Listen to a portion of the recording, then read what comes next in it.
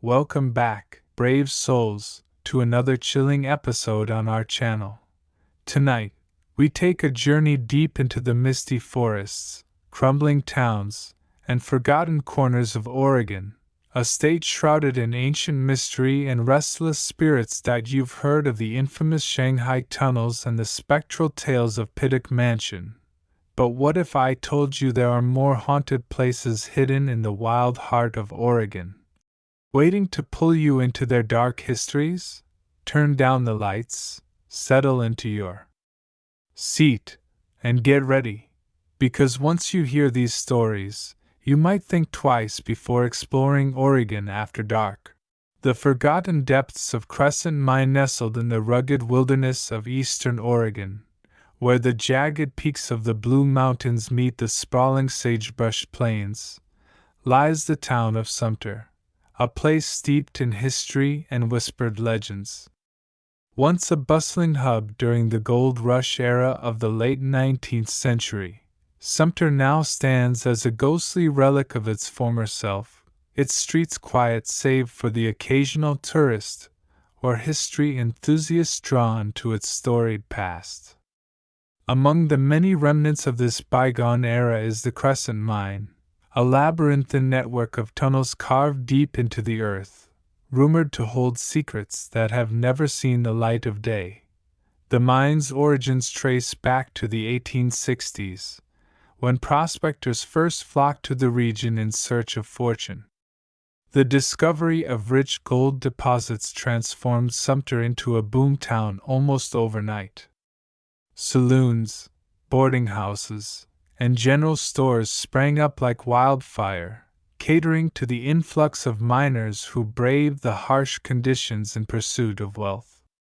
The Crescent Mine quickly became one of the most productive sites in the area, its name etched into local lore as a symbol of both prosperity and peril.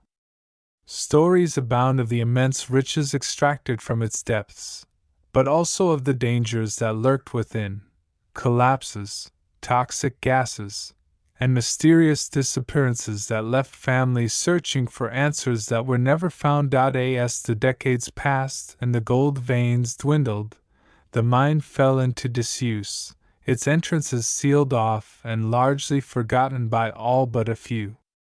Yet whispers persisted among the townsfolk about what lay hidden beneath the surface. Some claimed that the mine was cursed, haunted by the spirits of those who had perished in its shadowy corridors. Others spoke of treasures still buried deep within, guarded by unknown forces.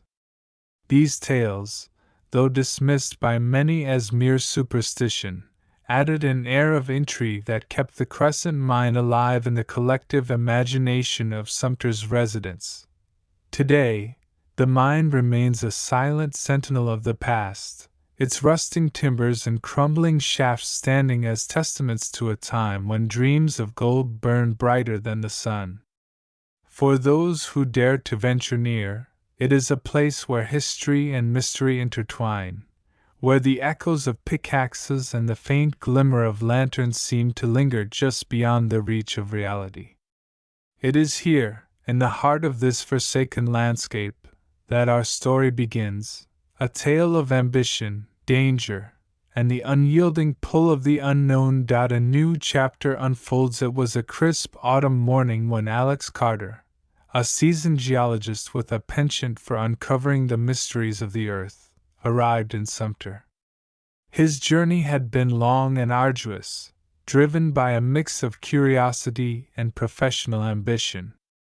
Alex had spent years studying historical mining operations across the United States, but there was something about the Crescent Mine that called to him with an almost magnetic allure. The stories he had read, the accounts of lost fortunes, untapped veins, and eerie disappearances, had sparked a fire in his mind that refused to be extinguished. Alex wasn't alone on this expedition. Accompanying him was Emma Reed, a historian whose expertise lay in the cultural and social impacts of mining towns. Her fascination with Sumter stemmed from her childhood visits to the area, where she had listened wide-eyed to her grandfather's tales of the gold rush days. Together, they formed a perfect team. Alex provided the technical knowledge needed to navigate the mine's treacherous terrain, while Emma offered insights into the human stories that had shaped its legacy. Their partnership was built on mutual respect and shared enthusiasm, a rare combination that made them formidable allies in their quest. As they prepared for their descent into the Crescent Mine, Alex and Emma couldn't help but feel a mixture of excitement and trepidation. They had gathered a small team of experienced spelunkers and safety experts, each chosen for their unique skills and unwavering resolve. The equipment was state-of-the-art: high-powered lanterns, advanced mapping tools, and communication devices designed to withstand the unpredictable conditions underground. Every precaution had been taken, yet the weight of the unknown loomed heavily over them. For Alex, this expedition represented more than just another project. It was a chance to validate theories he had been developing about the geological peculiarities of the region. He believed that the Crescent Mine might hold clues to understanding the broader mineral composition of the Blue Mountains, potentially unlocking new opportunities for resource extraction.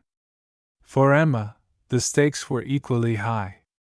She saw this as an opportunity to document a piece of history that had been relegated to the shadows, to give voice to the countless lives that had been touched, or destroyed, by the mine's existence. As they stood at the mouth of the mine, the cool wind carrying the scent of pine and damp earth, Alex turned to Emma with a determined look in his eyes.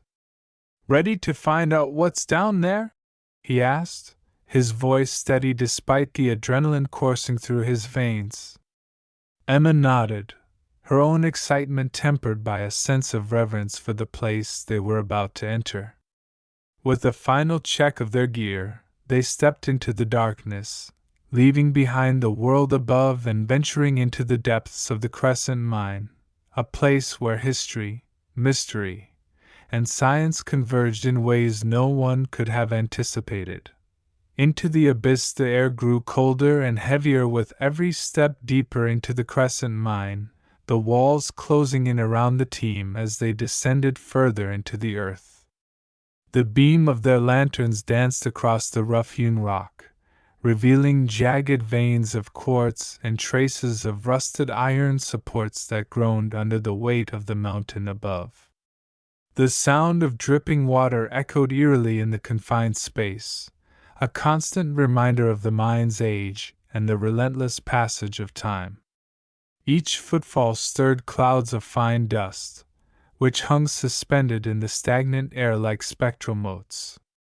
The tunnel twisted unpredictably, its labyrinthine passages branching off in directions that seemed to defy logic, as if the mine itself were alive, deliberately leading them astray.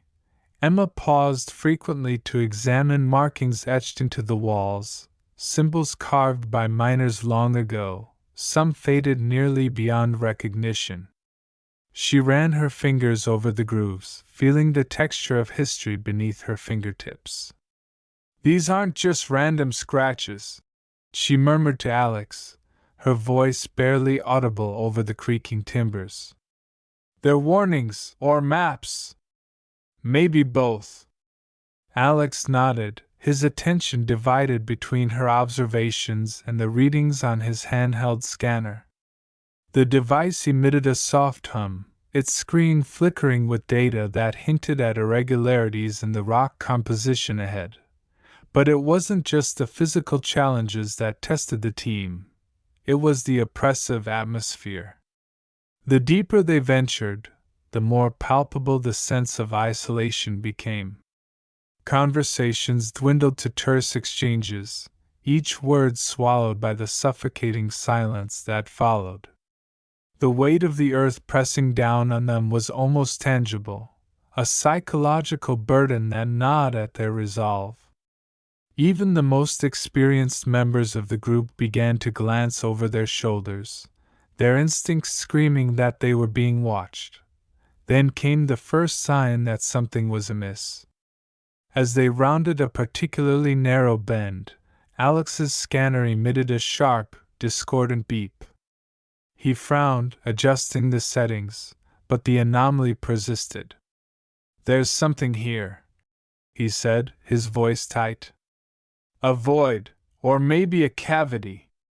It's not natural."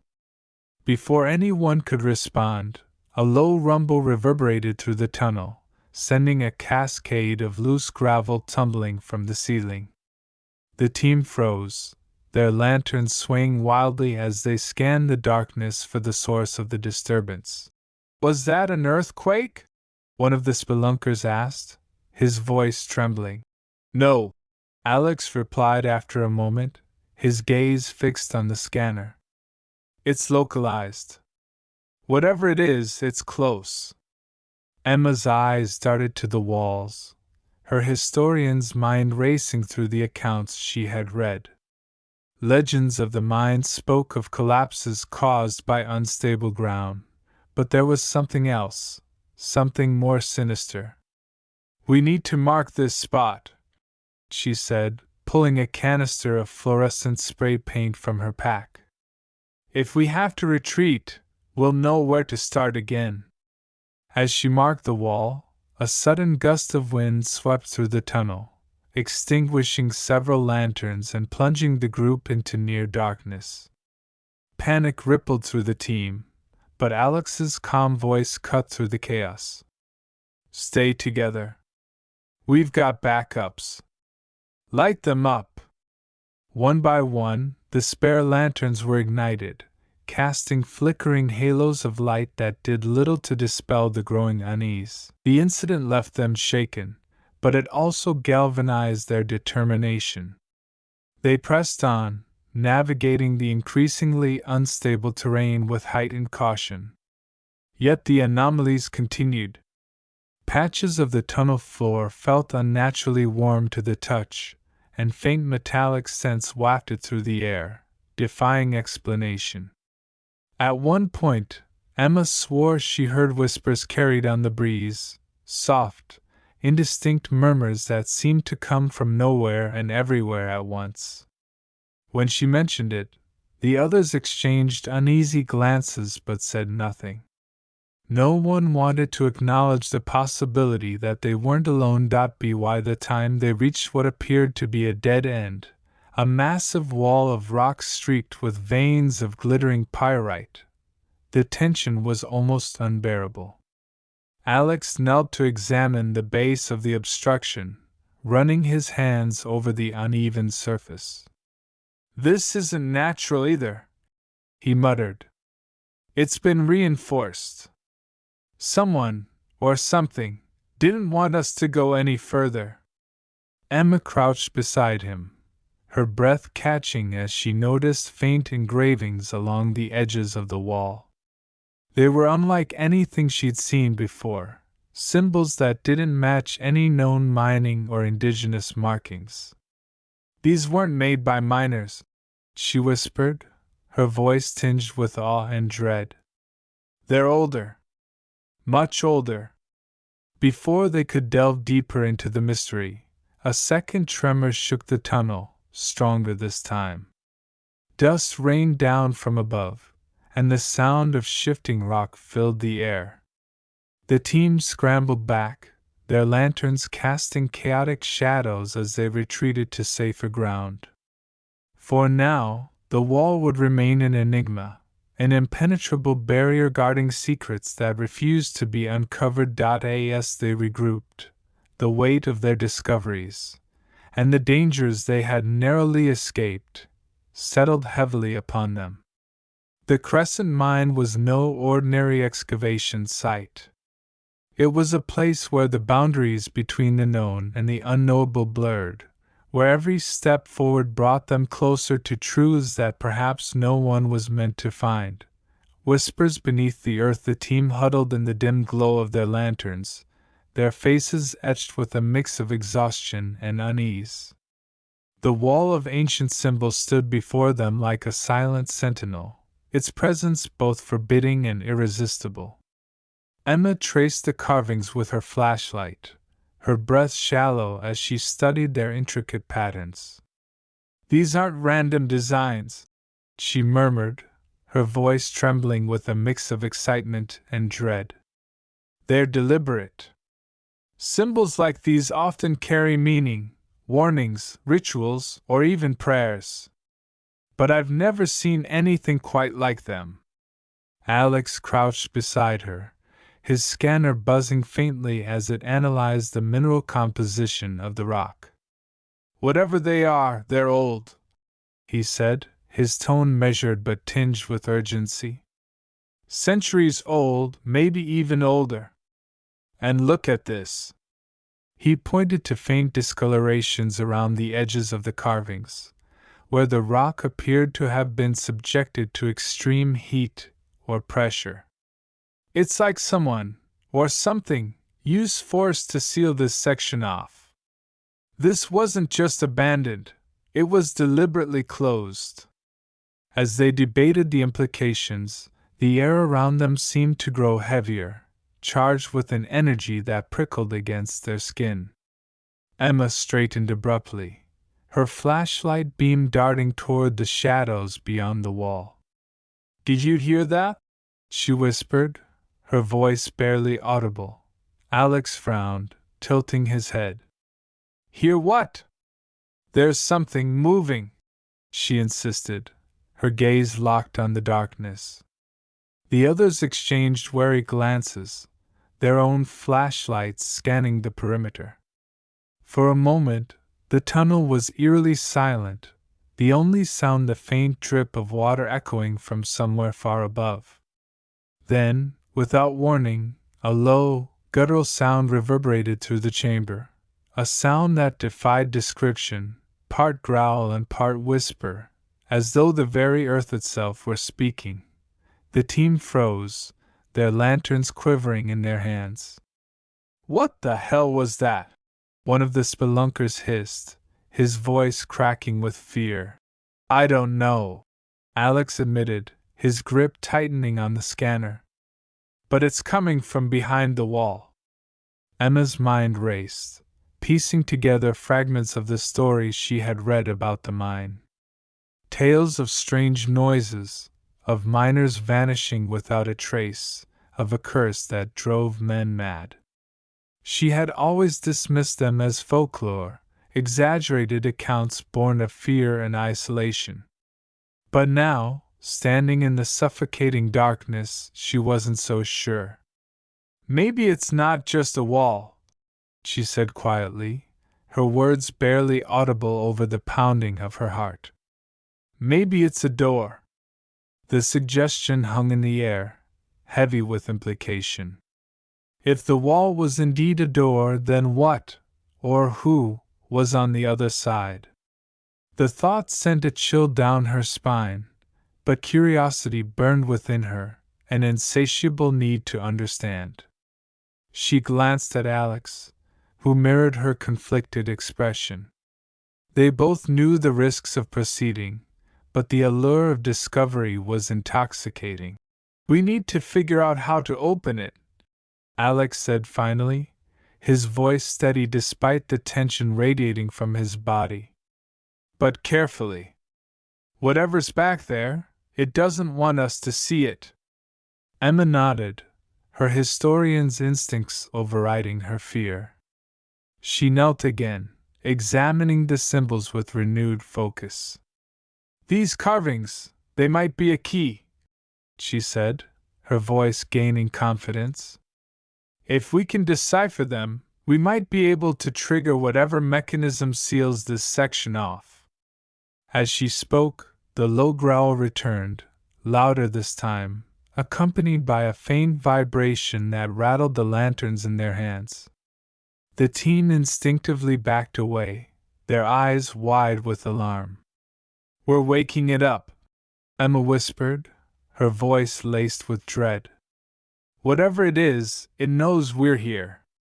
Alex hesitated, torn between the drive to uncover the truth and the responsibility to protect his team.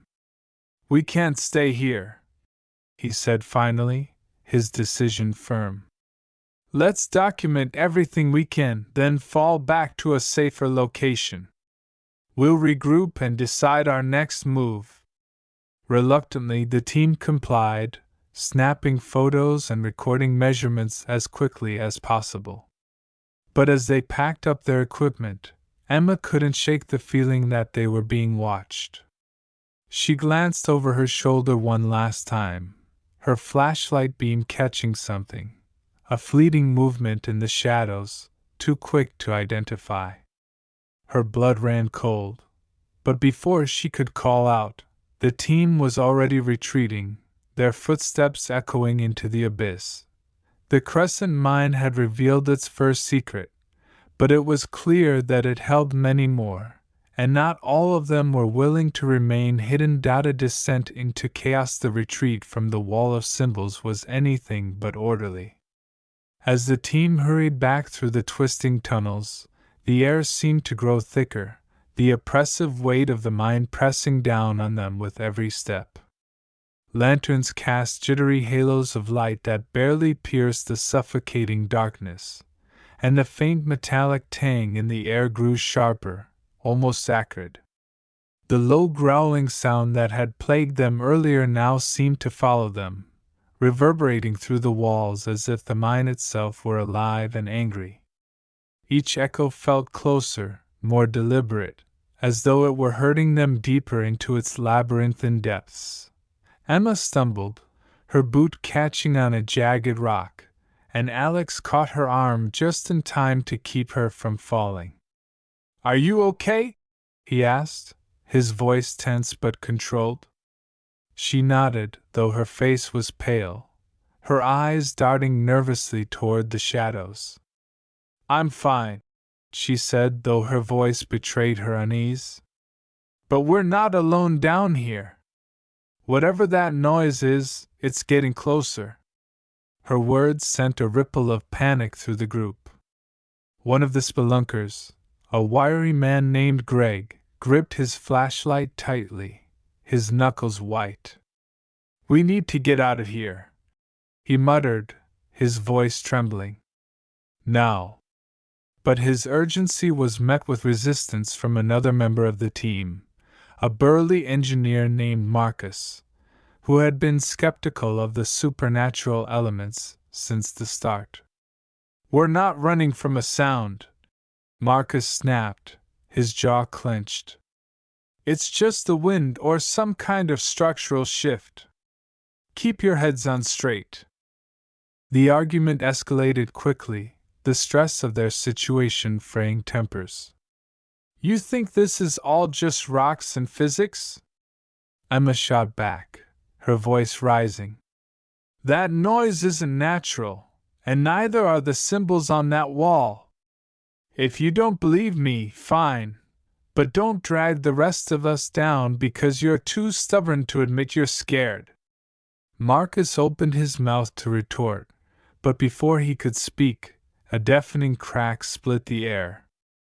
The ground beneath their feet shuddered violently, and a cascade of rocks tumbled from the ceiling, narrowly missing Greg and sending him stumbling backward with a yelp. The lantern swung wildly, casting chaotic shadows that danced across the walls like specters. The growling sound erupted again, louder and angrier this time, reverberating through the tunnel with such force that it felt as though the entire mountain might collapse around them. "Enough!" Alex barked, his voice cutting through the chaos like a knife. "Everyone shut up and listen to me. Arguing isn't going to get us out of here alive. We stick together, and we move fast. Got it?" His commanding tone silenced the group, their fear momentarily overridden by the clarity of his authority. They nodded, their faces pale but resolute. The team pressed on, their pace quickening as the growls continued to echo behind them.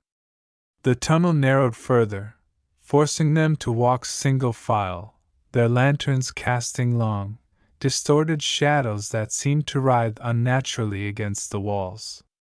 The air grew hotter, almost stifling, and the faint metallic scent intensified, making it difficult to breathe. Emma wiped sweat from her brow, her thoughts racing as she tried to make sense of what was happening. The mine was no longer just a dangerous relic of the past, it was actively resisting their presence, as if it were alive and determined to expel them. Then, without warning, the tunnel forked, presenting them with two paths. Both were equally dark and foreboding, their entrances obscured by jagged overhangs and piles of debris. The growling sound seemed to emanate from both directions simultaneously, disorienting them. "Which way?" Greg demanded, his voice edged with desperation. "We can't just stand here." Emma and Alex exchanged a glance, their minds racing. "Left," Alex decided after a moment, pointing toward the narrower of the two tunnels. "It looks less stable, but it might lead us closer to the surface." Emma nodded, trusting his judgment, and the team followed him into the darkness. The decision proved disastrous almost immediately. The tunnel they chose was a death trap, its walls lined with loose shale that crumbled under the slightest touch. As they pushed forward, the ceiling began to sag ominously, groaning under the weight of the earth above. "Stop!" Emma cried, holding up a hand. "We can't go any farther. It's going to collapse!" But before they could retreat, the growling sound surged again, this time accompanied by a series of sharp, rhythmic thuds, like something large and heavy was slamming against the walls of the tunnel. The ground shook violently, and a section of the ceiling gave way, sending a torrent of rocks crashing down. The team scattered, their screams echoing through the mine as they scrambled to avoid being crushed. When the dust settled, the group found themselves separated, their lanterns scattered and broken. Emma clung to a fragment of her flashlight, its weak beam barely illuminating the immediate area. "Alex?" she called out, her voice trembling. "Greg? Marcus? Is anyone there?" A faint reply came from somewhere ahead, muffled and distant. "Over here!" It was Alex, his voice strained but steady. "Keep talking so I can find you." Emma obeyed, calling out repeatedly as she navigated the debris-strewn tunnel. Her mind raced with worst-case scenarios. What if the others were trapped? What if the mine had sealed them off permanently? The thought was paralyzing, but she forced herself to keep moving, her survival instincts overriding her fear. Finally, she spotted the faint glow of Alex's lantern. He emerged from the shadows, his face streaked with dirt and blood from a gash on his forehead. "Are you hurt?" he asked urgently, his eyes scanning her for injuries. She shook her head, relief washing over her. "I'm fine." "What about the others?" Alex's expression darkened. "I don't know. I heard Marcus yelling earlier, but I haven't been able to find him." Greg's voice was fainter, like he was farther back. "We need to regroup, but we can't stay here. The mine's unstable, and whatever's causing that noise isn't letting up." As they debated their next move, the growling returned, louder and more menacing than ever. This time, it was accompanied by a chilling sensation, a cold breeze that swept through the tunnel, extinguishing the remaining lanterns and plunging them into total darkness. Emma's heart pounded as she fumbled for her lighter, the tiny flame offering little comfort against the suffocating blackness. "We're not alone," she whispered, her voice barely audible. "Something's hunting us." Alex didn't respond, but the tension in his posture said everything. They were no longer explorers or scientists. They were preyed out in the suffocating blackness of the crescent mine. The faint glow of Emma's lighter flickered like a fragile beacon, its small flame barely enough to illuminate the immediate surroundings. The oppressive silence that followed the extinguishing of their lanterns was almost as terrifying as the growling sounds that had chased them through the tunnels.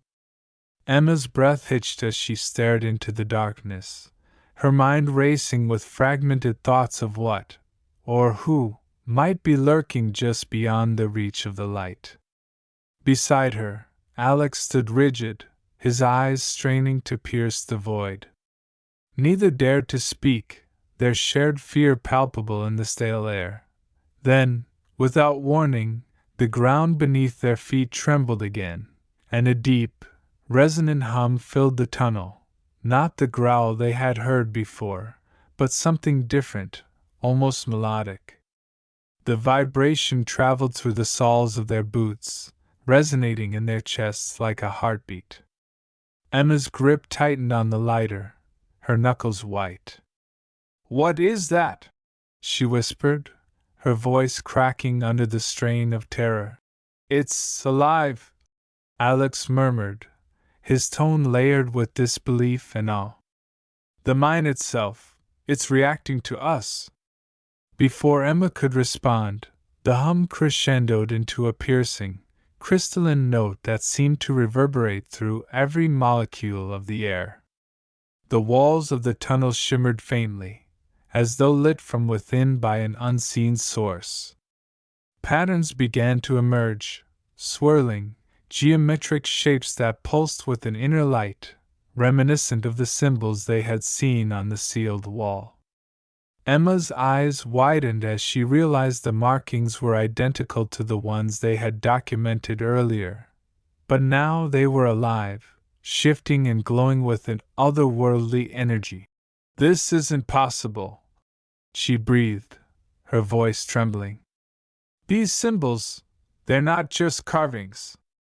They're part of something bigger, something ancient."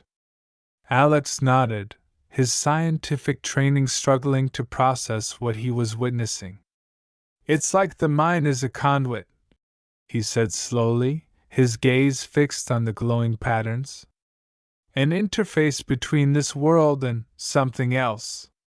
As they stared in stunned silence, the symbols began to rearrange themselves, forming a sequence that seemed deliberate, almost communicative. Emma's historian's mind raced as she recognized elements of the design, fragments of indigenous motifs, traces of alchemical sigils, and even faint echoes of constellations mapped onto the night sky. "It's a language," she said, her voice rising with dawning comprehension. "Or maybe a map. It's telling us something." The hum softened, becoming a gentle, rhythmic pulse that seemed to synchronize with their breathing. Slowly, the oppressive weight of the mine lifted, replaced by an eerie calm. Emma took a cautious step forward, her lighter held aloft. The glowing symbols illuminated a narrow path ahead, leading deeper into the tunnel. "We have to follow it," she said, her voice steadier now, driven by a newfound sense of purpose. Alex hesitated, his rational mind warring with the evidence before him. "We don't know what's waiting for us," he warned, though his tone betrayed his own curiosity. "This could be dangerous." "And staying here isn't?" Emma countered, her eyes blazing with determination. "Whatever this is, it's connected to the mine's secrets, the disappearances, the symbols, the noises. If we turn back now, we'll never understand what's really going on." Reluctantly, Alex nodded.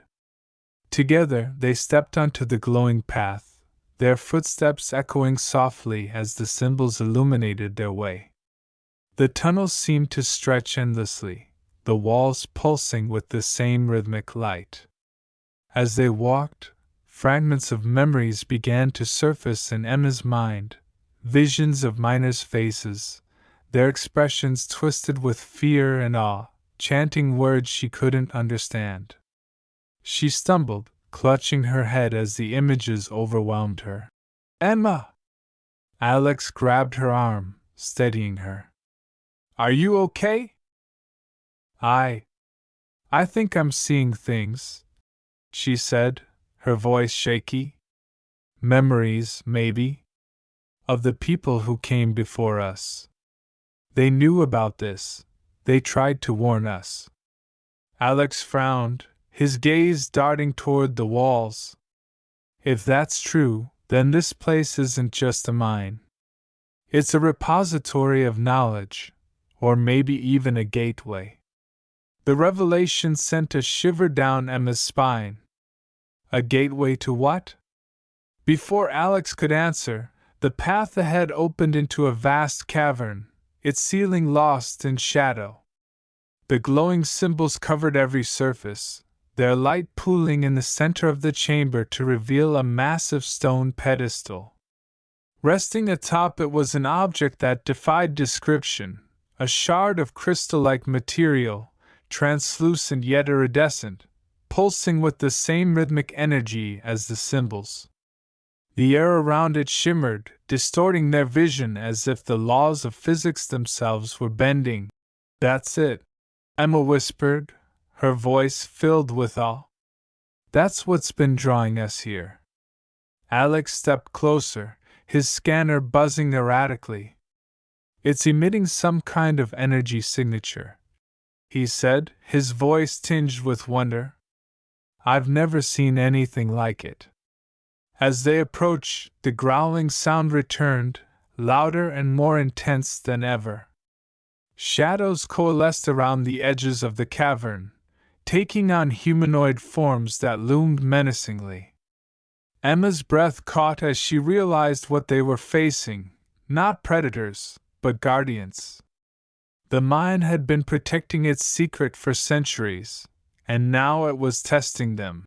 "We're not supposed to take it," Emma said, her voice trembling. "It's not ours to claim." Alex hesitated, his hand hovering over the crystal. "Then why lead us here?" The question hung in the air as the shadows drew closer, their forms flickering with an unnatural light. The hum of the crystal grew louder, filling the cavern with a deafening resonance. In that moment, Emma understood. The mine wasn't just a place of danger, it was a test of intent, a trial to separate curiosity from greed. "We came here to learn," she said firmly, stepping back from the pedestal. "Not to take. Let's leave it be." The shadows paused, their movements slowing as the hum softened. The cavern began to brighten, the oppressive darkness giving way to a warm, golden light. The symbols on the walls dimmed, their glow fading into silence. The mine's message was clear. They had passed the test. As they retraced their steps, the tunnel seemed less hostile, the oppressive weight lifting with every stride. By the time they emerged into the cool air of the surface, the sun was setting, painting the sky in hues of orange and gold. They were battered, exhausted, and forever changed, but they had uncovered the truth. The Crescent Mine was no ordinary excavation. It was a living archive, a bridge between worlds, and its secrets would remain hidden until the next seekers worthy of its trust dared to descend into its depths. As Alex and Emma stood at the mouth of the Crescent Mine, the fading sunlight casting long shadows across the rugged landscape, they felt the weight of their journey settle upon them in ways both profound and unsettling. The mine had revealed its secrets, but the revelations were far from comforting. They had encountered forces beyond human understanding, energies and entities that defied classification, existing in a realm where science and myth intertwined. For Alex, The experience challenged everything he thought he knew about geology and the natural world. The crystal's energy signature, the living symbols, the mind's apparent sentience, all of it suggested that the Earth harbored mysteries far greater than humanity could comprehend. His scientific curiosity burned brighter than ever, but it was tempered by a newfound humility. The mind had reminded him that some questions might never have answers, or, if they did, those answers might not be meant for human ears. Emma, too, was transformed. As a historian, she had always sought to preserve the stories of those who came before, to give voice to the forgotten and the marginalized. But the Crescent Mine had shown her that history was not merely a record of human actions. It was also a tapestry woven with threads of the inexplicable. The visions she had experienced in the cavern, the faces of miners, the chants and languages lost to time, were not just echoes of the past.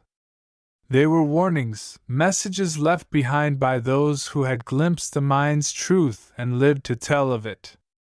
She felt an overwhelming responsibility to honor their legacy, to ensure that the mine's story was told with care and respect. Yet she also felt a pang of doubt. How could she convey the magnitude of what they had witnessed without sounding like a zealot or a fantasist?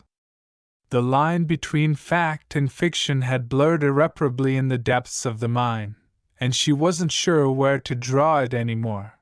Their reflections were interrupted by the arrival of Marcus and Greg, who had managed to find their way back to the surface shortly after the team had parted ways. Both men were visibly shaken, their faces etched with exhaustion and confusion.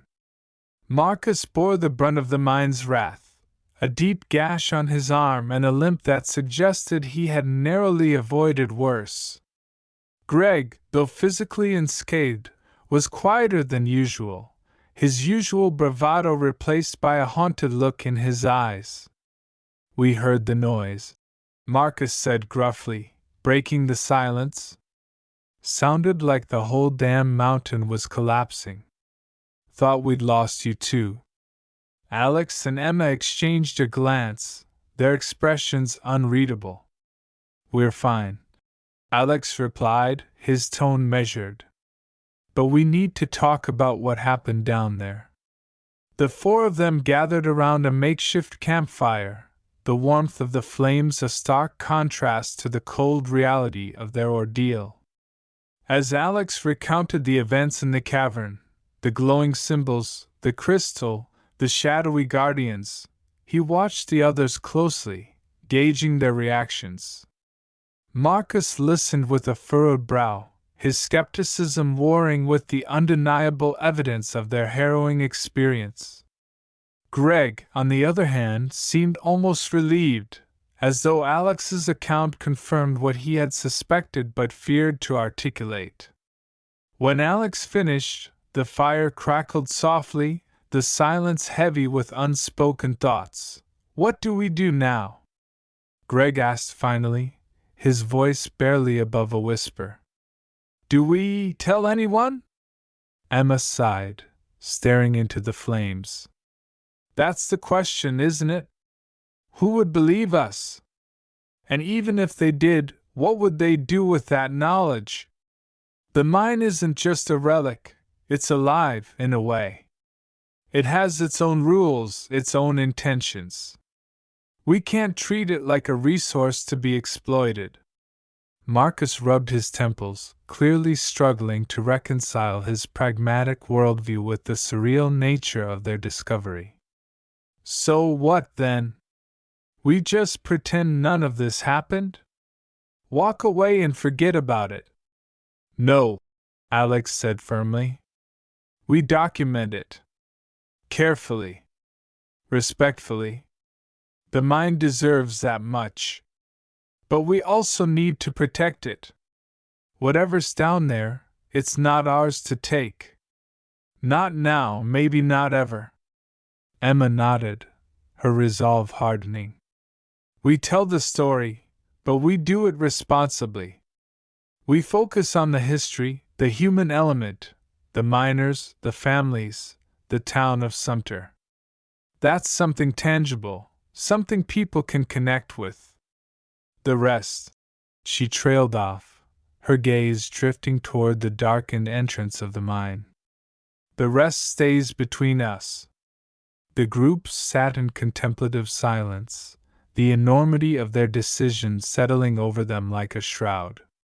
They had uncovered a truth that transcended their individual lives, a truth that demanded reverence rather than exploitation. The Crescent Mine would remain a mystery, its secrets guarded by forces they could neither fully understand nor control. But in that moment, as the firelight danced across their weary faces, they found solace in one undeniable fact.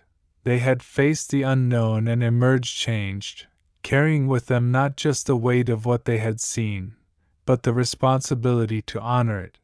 And so, as the stars began to pierce the velvet sky, the four of them made their way back to civilization, their hearts heavy with the knowledge that some mysteries are best left undisturbed.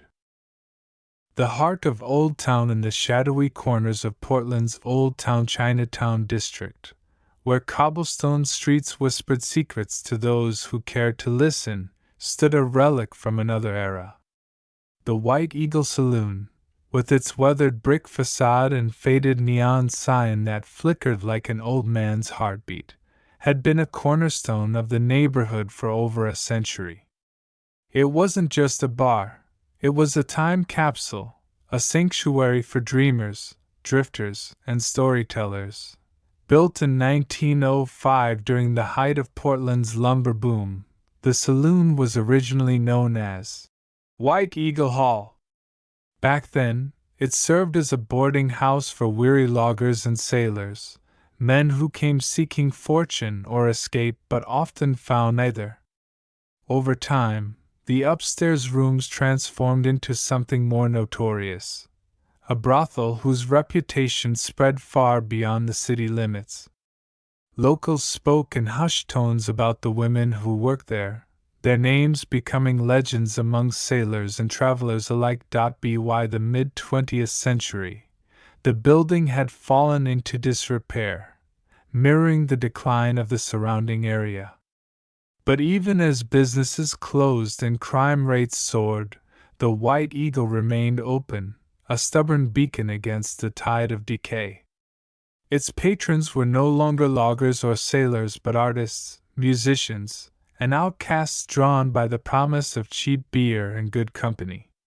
By the 1990s, when Portland began its transformation into the quirky cultural hub it is today, the White Eagle had earned its place as one of the city's most beloved dive bars. To step inside was to step back in time. The air smelled faintly of stale beer and cigarette smoke, though smoking had long since been banned indoors. Exposed wooden beams crisscrossed the ceiling, stained dark with age, while dim overhead lights cast warm pools of yellow across the room. A jukebox sat proudly in the corner, stocked with everything from Hank Williams to Nirvana. Behind the bar, shelves groaned under the weight of mismatched bottles, bourbon, whiskey, vodka, and countless other spirits waiting patiently for their turn to tell a story. But what truly set the White Eagle apart was its sense of community.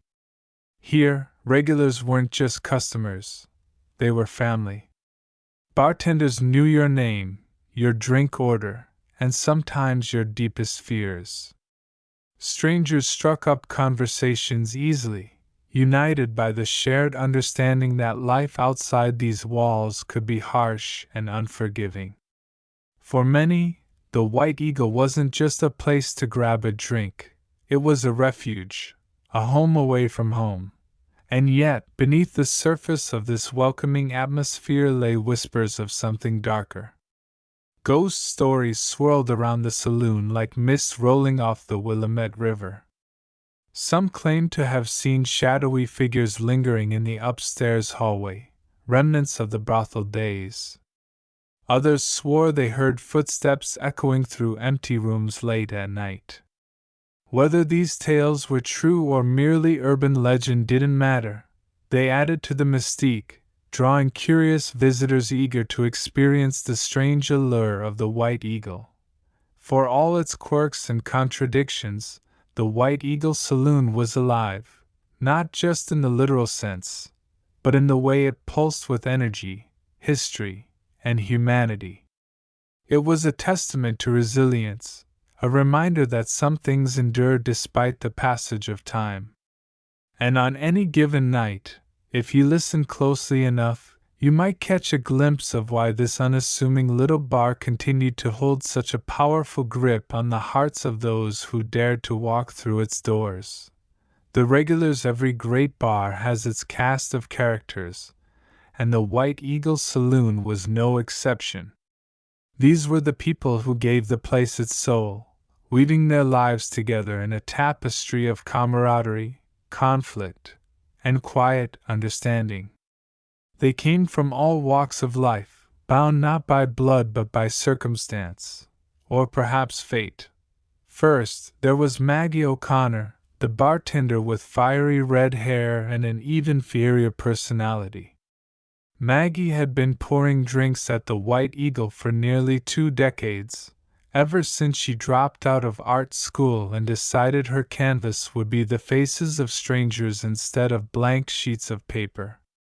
She had a knack for reading people, knowing exactly when to offer a stiff drink or a kind word. Her sharp wit and quick temper kept everyone in line, but beneath her tough exterior beat a heart of gold. Maggie was the glue holding the bar together, the steady hand guiding lost souls toward clarity, or at least temporary solace. Then there was Franklin, Big Frank Thompson, a towering figure with arms like tree trunks and a voice that boomed like thunder. Big Frank had once been a dockworker, hauling crates along the waterfront until a bad back forced him into early retirement. Now he spent his days tinkering with old motorcycles in his garage, and his nights holding court at the White Eagle. He was the self-appointed guardian of the bar, always ready to break up fights or lend a helping hand. Despite his imposing size, Frank had a soft spot for stray animals and broken people, often inviting them home for a meal or a place to crash. His favorite pastime was telling exaggerated stories about his youth, each tale growing taller with every retelling. Sitting quietly at the end of the bar most evenings was Ellie Grayson, a retired librarian with silver-streaked hair and piercing blue eyes. Ellie rarely spoke unless spoken to, preferring to observe the world around her with a detached curiosity.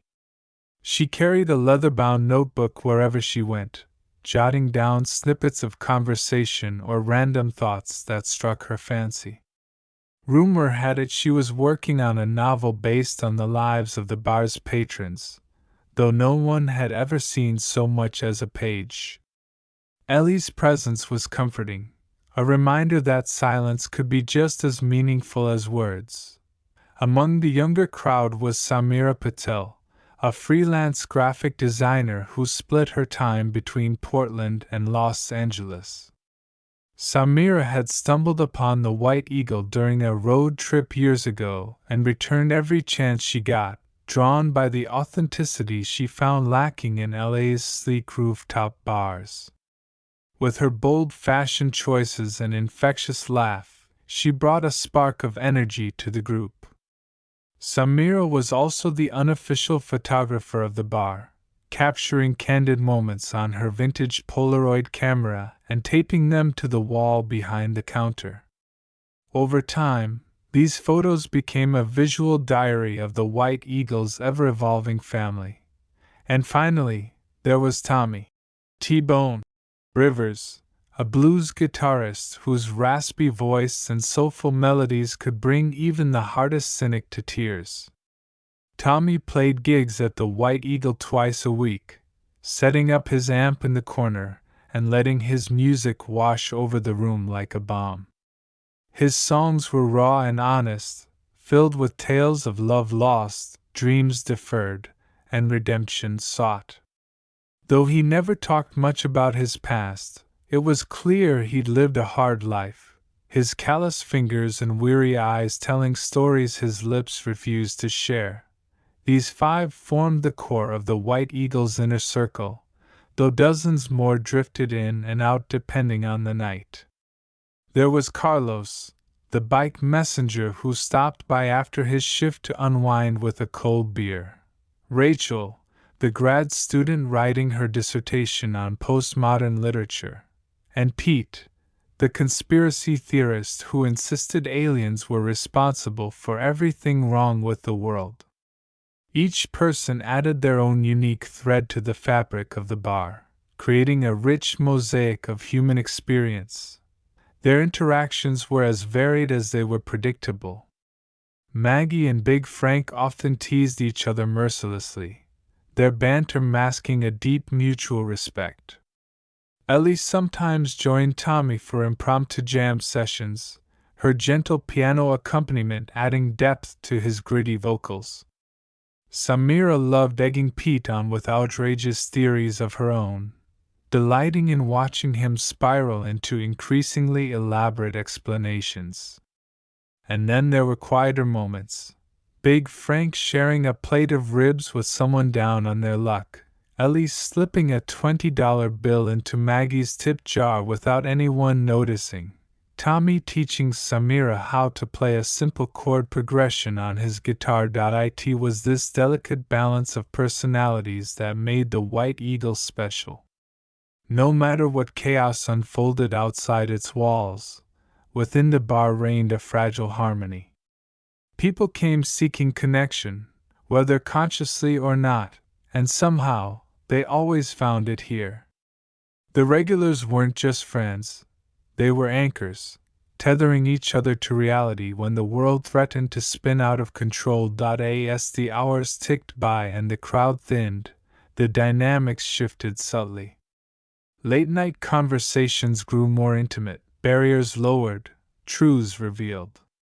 In these moments, the White Eagle became more than just a bar. It became a confessional, a therapist's couch, a safe harbor in the storm. And when dawn broke and the last patron staggered out the door, the regulars knew they'd done their job. For tonight, at least, they'd kept the darkness at bay. The stranger on a particularly drizzly October evening, when the rain seemed determined to wash away the grime of the city, a stranger walked into the White Eagle saloon. At first glance, he appeared unremarkable, a tall, wiry man in his early 40s, dressed in a worn leather jacket and jeans that had seen better days. His face was lined with age and worry, his dark hair streaked with gray. What caught the attention of the regulars, however, was the haunted look in his eyes, as if he'd seen too much and carried the weight of it all on his shoulders. He approached the bar cautiously, his boots leaving damp imprints on the creaky wooden floor. Maggie raised an eyebrow but said nothing, sliding a coaster onto the counter before him. "What can I get you?" she asked, her tone polite yet probing. "Whiskey," he replied, his voice low and gravelly. "Neat." Maggie nodded, pouring him a generous measure of bourbon and sliding it across the bar. He took a sip, wincing slightly as the liquor burned its way down his throat. Then he glanced around the room, taking in the eclectic mix of patrons and the faded charm of the space. Something about the place seemed to settle him, if only momentarily. "I'm Lucas," he said after a moment, breaking the silence. His gaze settled on Maggie, who leaned forward slightly intrigued. "Maggie," she replied, offering a small smile. "Welcome to the White Eagle. First time here?" Lucas hesitated, swirling the amber liquid in his glass. Yeah, he admitted. Just passing through town. Thought I'd stop in for a drink. There was something guarded in his demeanor, a reluctance to reveal too much. Maggie recognized it immediately. She'd seen it in countless others who wandered through the doors of the saloon. But there was also a flicker of vulnerability, a crack in the armor that hinted at a deeper story. Big Frank, seated a few stools down, turned his attention to the newcomer. Passing through, huh? Where you headed? Lucas shrugged, avoiding eye contact. Nowhere special. Just moving on. The answer was vague, but Frank didn't press further. Instead, he extended a meaty hand. Name's Franklin, but folks around here call me Big Frank. You need anything while you're in town, don't hesitate to ask. Lucas shook his hand tentatively, nodding in acknowledgement. Thanks. Ellie, perched at the far end of the bar, observed the exchange with quiet interest.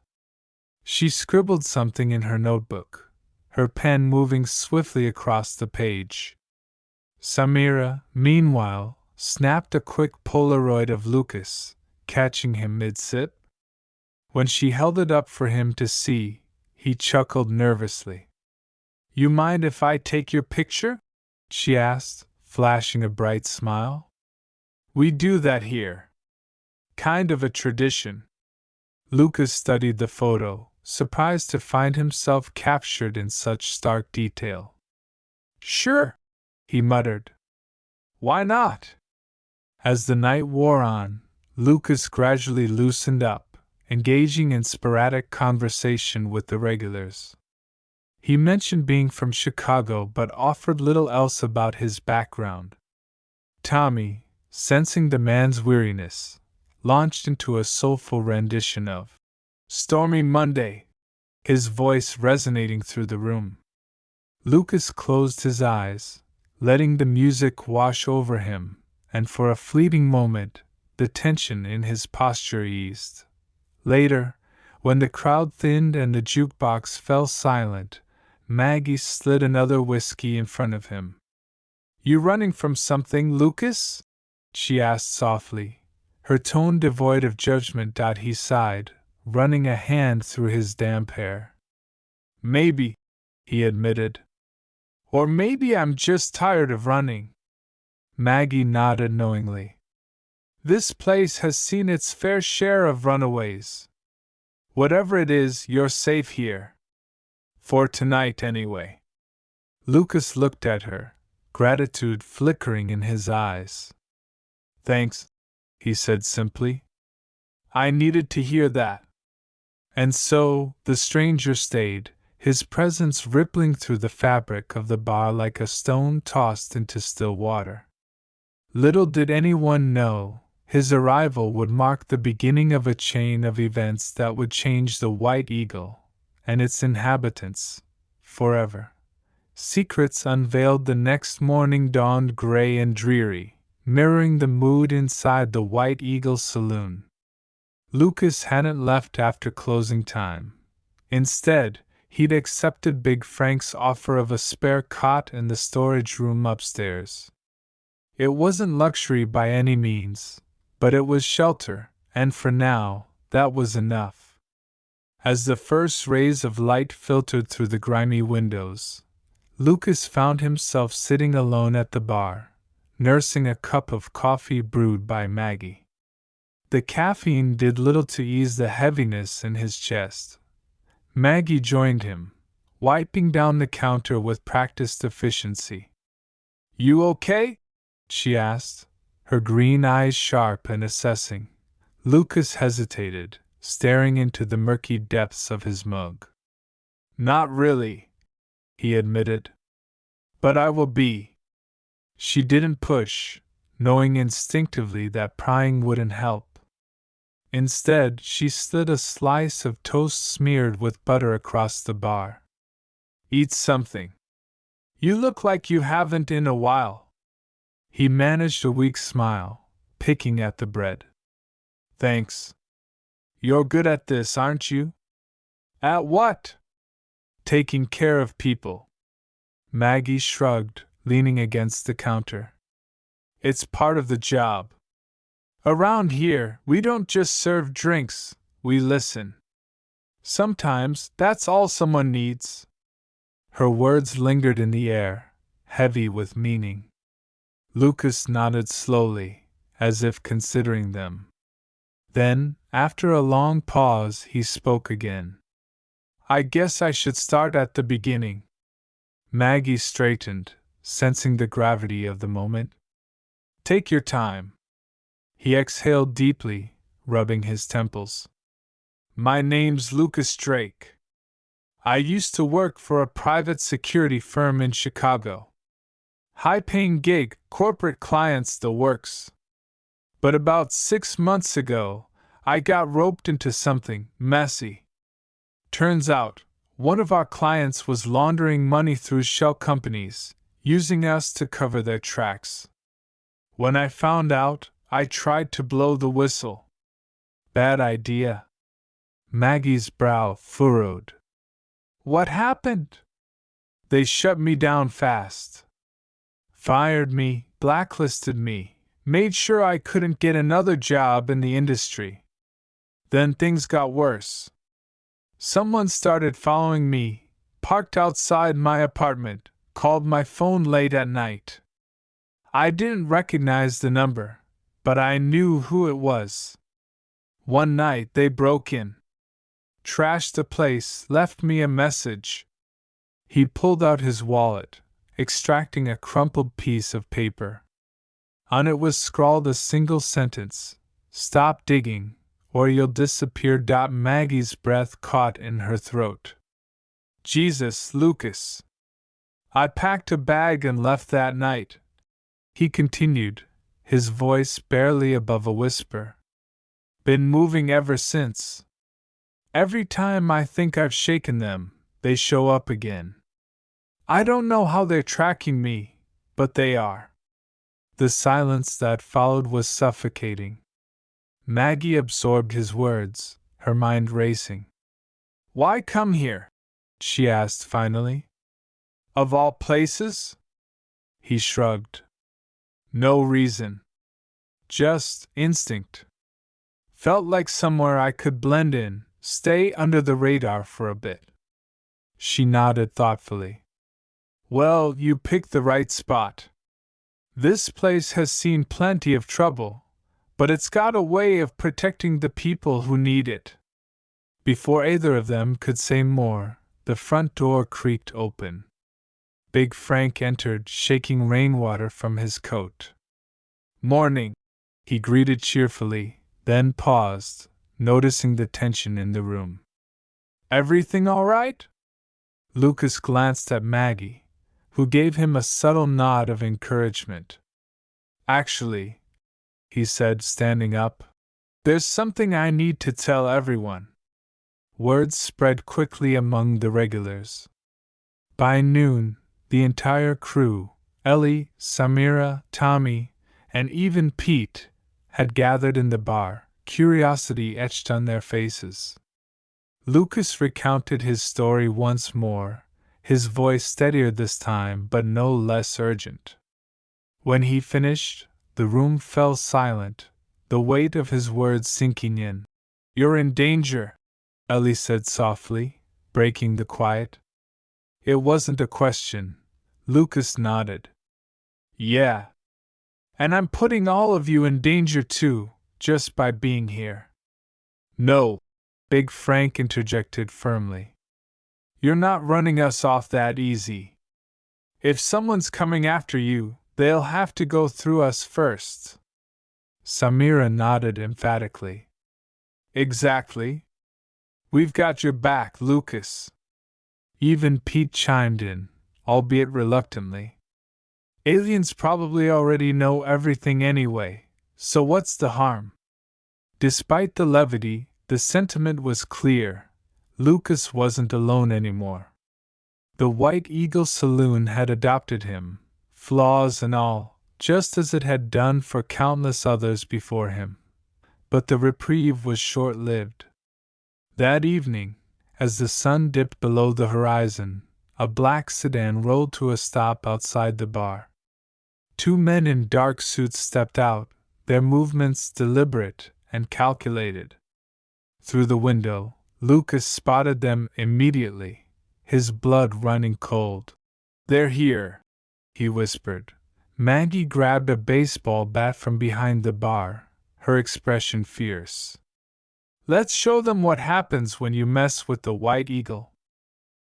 Standoff at the saloon. The tension inside the White Eagle saloon was palpable, a charged current crackling through the air.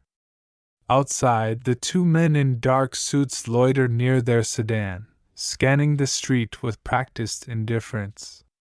Their presence sent a ripple of unease through the regulars, but rather than succumbing to fear, the group rallied together, united by a shared resolve.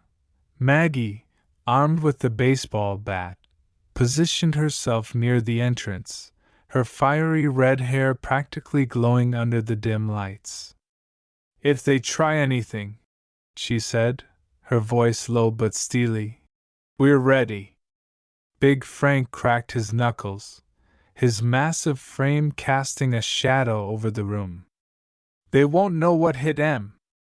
Ellie, usually reserved, moved to stand beside Maggie, clutching her leather-bound notebook like a talisman.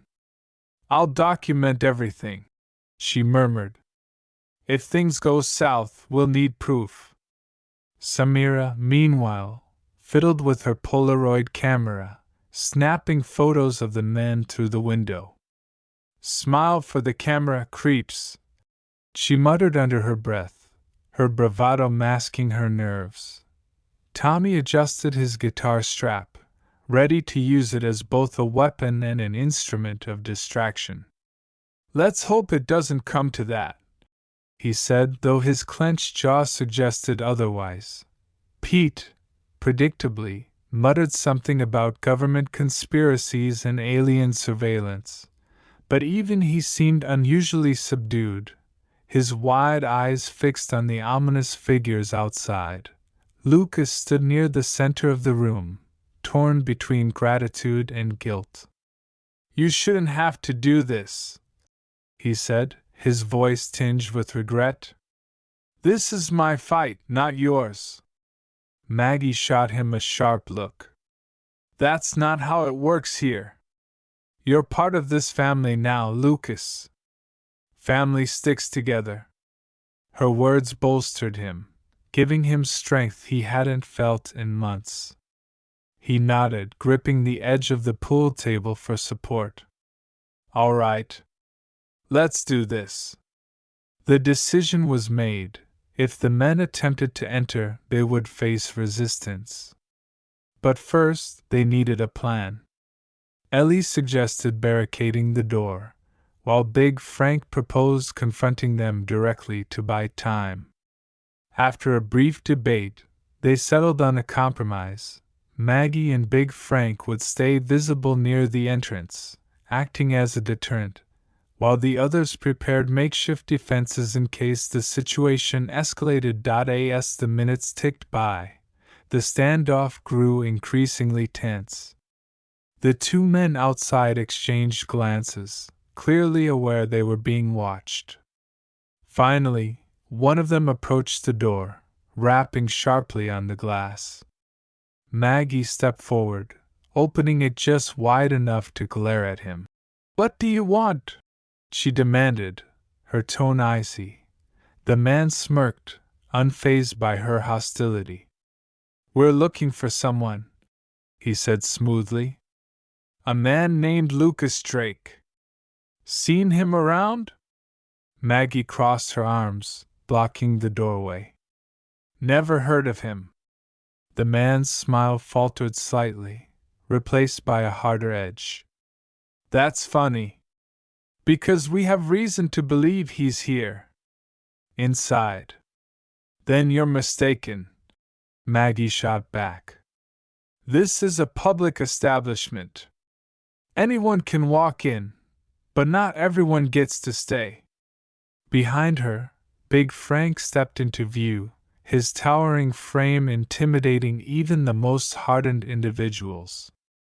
The man outside hesitated, clearly reassessing his approach. "Look," he said, raising his hands in a placating gesture. "We don't want any trouble. Just tell us where he is, and we'll leave." "No can do," Big Frank growled. "You ain't welcome here." For a moment, it seemed the man might relent. But then his partner appeared at his side, pulling out a badge.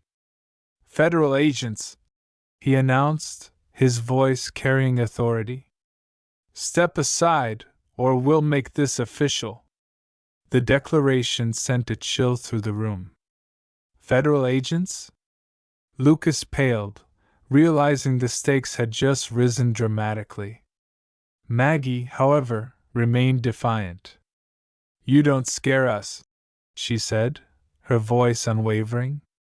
"And you're not coming in without a warrant." The agents exchanged a glance, their expressions unreadable.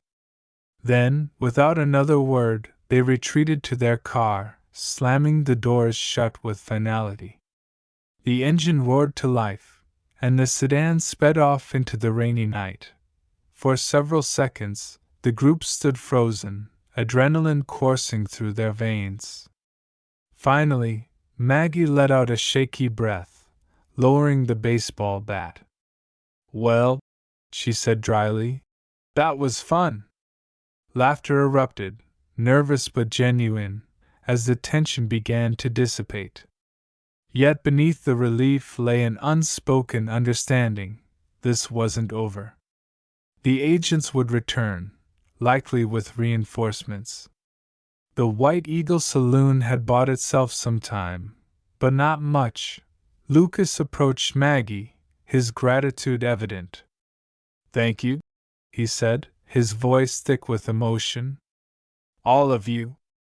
I don't know what I did to deserve this, but you didn't do anything," Maggie interrupted, cutting him off. "You showed up, and that was enough. Now let's figure out what we're going to do next." The group reconvened, brainstorming strategies to protect Lucas and ensure the safety of the bar. Ideas ranged from contacting local law enforcement to setting traps for the agents, though none seemed foolproof. As the discussion unfolded, Ellie suddenly spoke up, her quiet voice cutting through the noise.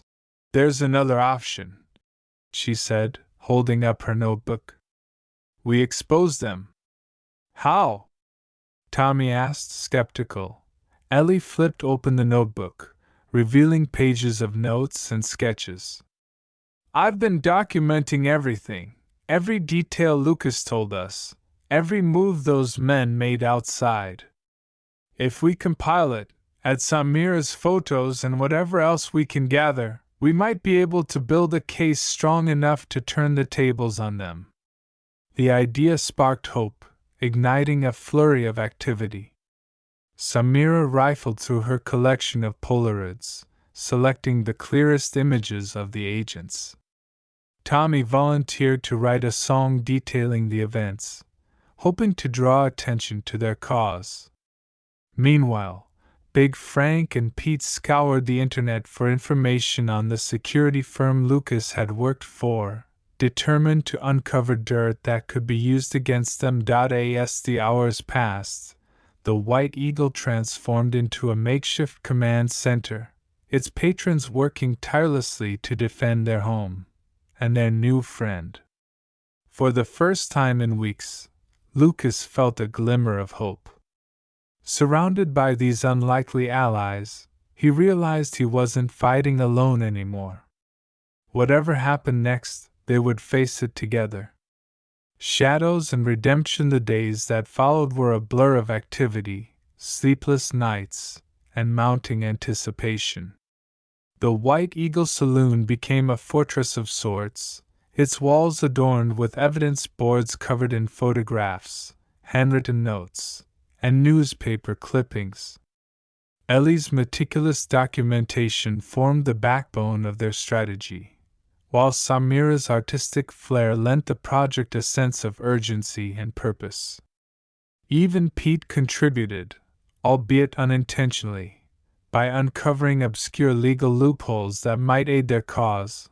Lucas, meanwhile, struggled to reconcile his newfound sense of belonging with the gnawing guilt of endangering those around him. He spent hours pacing the upstairs hallway, replaying every decision that had led him to this point.